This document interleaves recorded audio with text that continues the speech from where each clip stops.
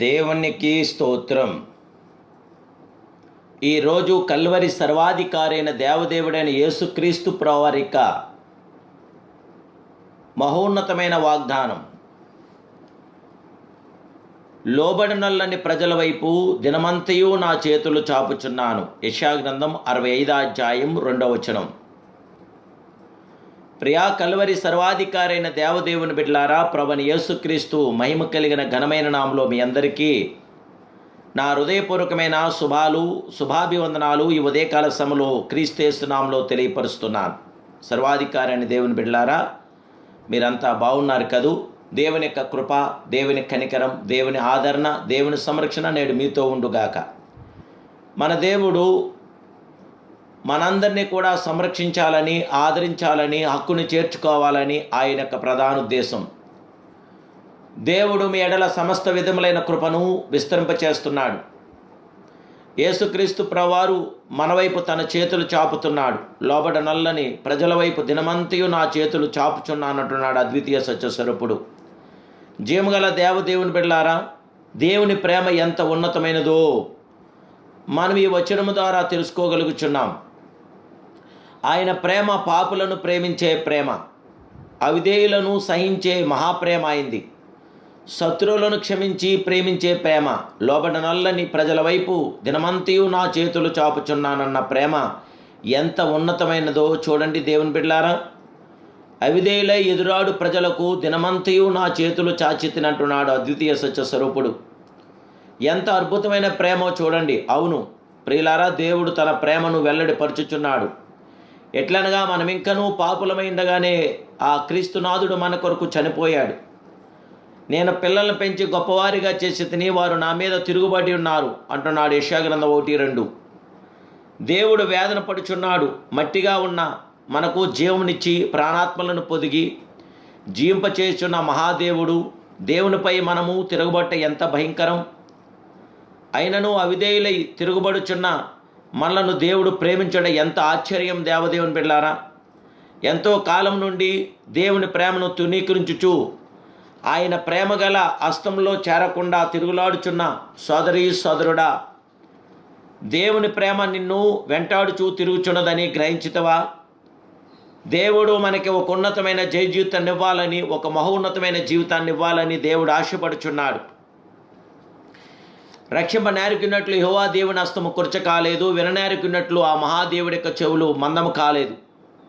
నేడు మీ దోషములు మీకును మీ దేవునికి అడ్డంగా వచ్చుచున్నాయని యెషయా 59:1 తెలియపరుస్తుంది. అవును, ఆయన హస్తము కురచకానిది.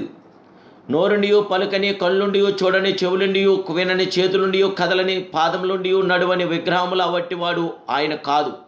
ఆయన మన ప్రియ ప్రభువు, సర్వోన్నతుడు, సర్వాధికారైన ప్రియ దేవుడు, సర్వప్రియ జగత్రక్షుడు, సృష్టికర్తకు దేవుడైన ఆయన ప్రేమ కలిగిన హస్తములు పాపంలో ఎంతగా మునిగిపోయిన వారినైనా, ప్రభు దగ్గర నుండి ఎంత దూరంగా పారిపోయుచున్న వారినైనా చేరగలవు.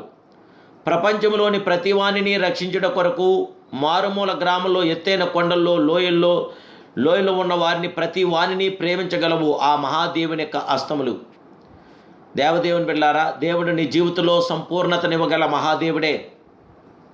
నీ సొంత ఆలోచనలకు లోబడి నీ సొంత మార్గంలో నీ ఇష్టమును ఇచ్చలను నెరవేర్చుకుంటకు పరిగెత్తే ప్రియ సహోదరుడా, సహోదరి, చేతులు చాచి నిన్ను పిలుచుచున్న క్రీస్తు ప్రేమను నీవు చూచితవా? దినమంతయు, సంవత్సరమంతయు, నీ బ్రతుకంతయు నిన్ను వెంటాడుచు బతిమాలుచున్న యేసయ్య హస్తములు నీవు చూచితవా?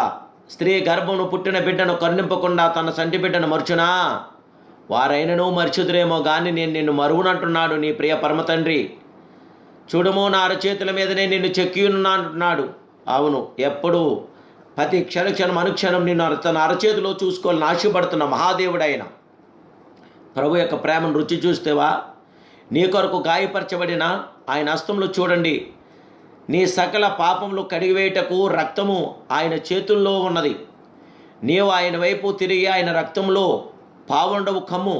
అప్పుడు ఆయన నిన్ను తన కుమారునిగా స్వీకరించి, నా కుమారుడు తప్పిపోయి దొరికెను, చనిపోయి బతికెను, సంతోషించును.